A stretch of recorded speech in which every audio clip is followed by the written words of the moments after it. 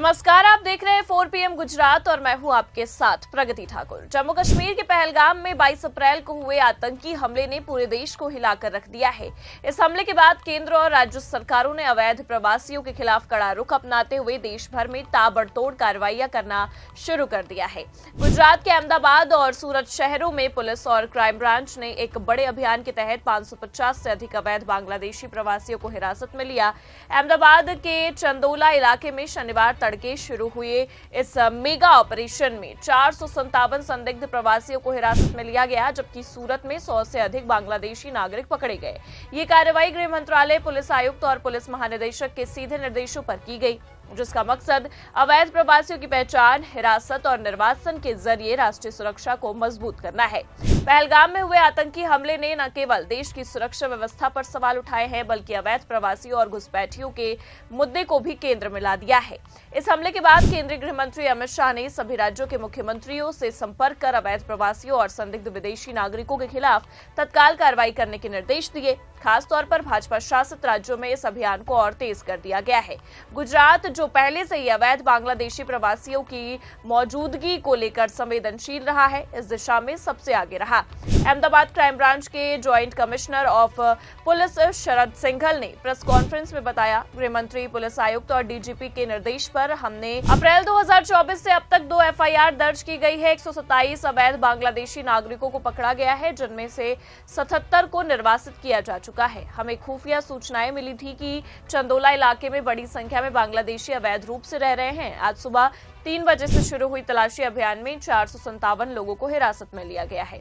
अहमदाबाद का चंदोला तालाब इलाका लंबे समय से अवैध बांग्लादेशी और प्रवासियों का केंद्र रहा है। खुफिया सूचनाओं के आधार पर crime branch, special operation group, आर्थिक अपराध शाखा, जोन 6, पुलिस और मुख्यालय की संयुक्त टीमों ने शनिवार तड़के इस इलाके में बड़े पैमाने पर छापेमारी शुरू की थी।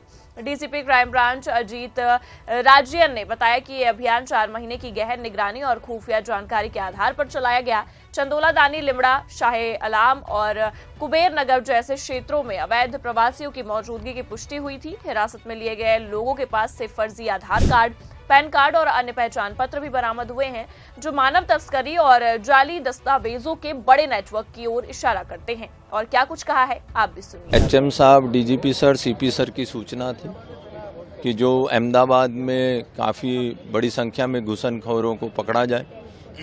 उसी के आधार पे अप्रैल 2024 से अब तक 2 FIR क्राइम ब्रांच ने की थी। उसमें 127 बांग्लादेशी जो गैर कायदेसर रह रहे थे उनको पकड़ा गया था। उसमें से 77 जितने को डिपोर्ट किया गया, बाकियों का ऑर्डर आना भी बाकी है। उसी के इनपुट्स के आधार पे ये पता चला था कि चंडोला के आसपास काफ़ी बड़ी संख्या में बांग्लादेशी रह रहे हैं। और आज सुबह से DCP zone 6 Ravi Mohan Saini ji, DCP crime Ajit Rajan ji, DCP SOG जय राजवाला जी और काफ़ी बड़ी पुलिस की संख्या में हमने कॉम्बिंग की।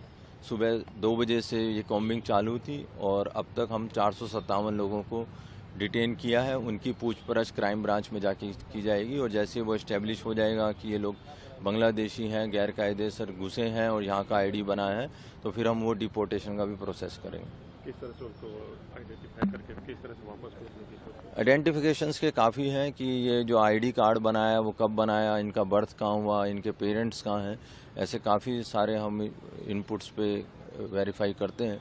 और आखिरी कि भाई अभी किसके टच में हैं, क्या हैं और कब कब ये बांग्लादेश गए हैं, क्या है, वो सारी डिटेल्स निकाल के ही हम प्रोसेस करते। पुलिस सूत्रों के अनुसार ये प्रवासी छोटे मोटे कामों में लगे थे, लेकिन कुछ मानव तस्करी, वेश्यावृत्ति और हवाला के जरिए पैसे के लेन देन जैसे गैर कानूनी गतिविधियों में भी शामिल थे। जेसीपी शरद सिंघल ने कहा है कि हम इन लोगों की पहचान कई आधारों पर कर रहे हैं। उनके ID कार्ड कब बने, उनका जन्म कहाँ हुआ, उनके माता पिता कहाँ हैं, वे कब कब बांग्लादेश गए और अभी वे किन लोगों के संपर्क में हैं। पूछताछ के बाद निर्वासन की प्रक्रिया शुरू की जाएगी।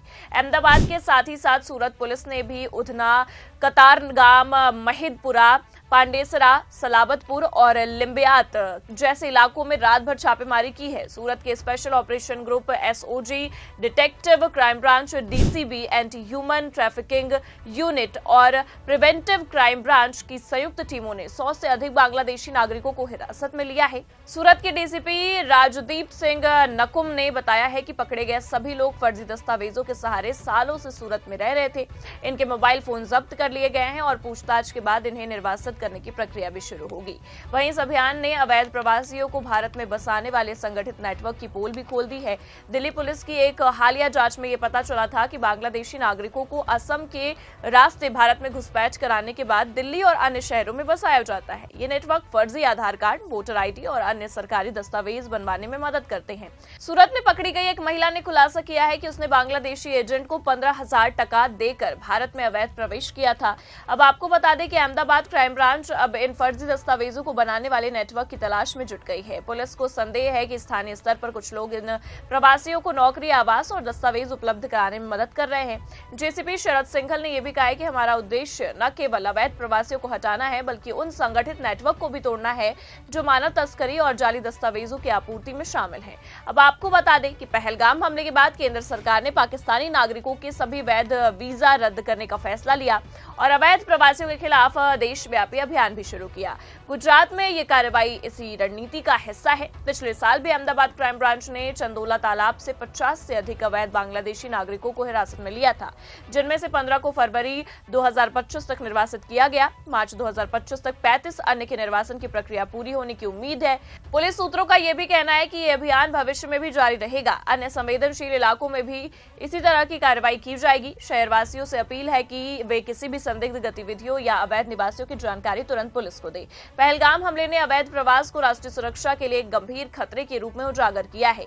गृह मंत्रालय ने इसे प्राथमिकता देते हुए सभी कानून प्रवर्तन एजेंसियों को ऐसे नेटवर्क पर तत्परता से कार्रवाई करने का निर्देश दिया है। गुजरात पुलिस की इस कार्रवाई को अवैध घुसपैठिए के खिलाफ बड़ी सफलता माना जा रहा है, लेकिन विशेषज्ञों का यह भी कहना है कि ये समस्या जटिल है। सीमा सुरक्षा को और मजबूत करने, खुफिया तंत्र को बेहतर करने और स्थानीय स्तर पर जागरूकता बढ़ाने की जरूरत है। अहमदाबाद और सूरत में हुई इस कार्रवाई ने न केवल अवैध प्रवासियों की मौजूदगी को उजागर किया है बल्कि सरकार के सख्त रुख को भी स्पष्ट किया है। ये अभियान न सिर्फ गुजरात बल्कि पूरे देश में अवैध प्रवास के खिलाफ एक चेतावनी है। जैसे जैसे पूछताछ और जांच आगे बढ़ेगी, उम्मीद है कि मानव तस्करी और जाली दस्तावेजों के नेटवर्क का और खुलासा होगा, जिसमें राष्ट्रीय सुरक्षा को और मजबूती मिलेगी। फिलहाल के लिए इस खबर में इतना ही। ऐसी ही तमाम बड़ी खबरों के लिए देखते रहिए 4 PM गुजरात। नमस्कार।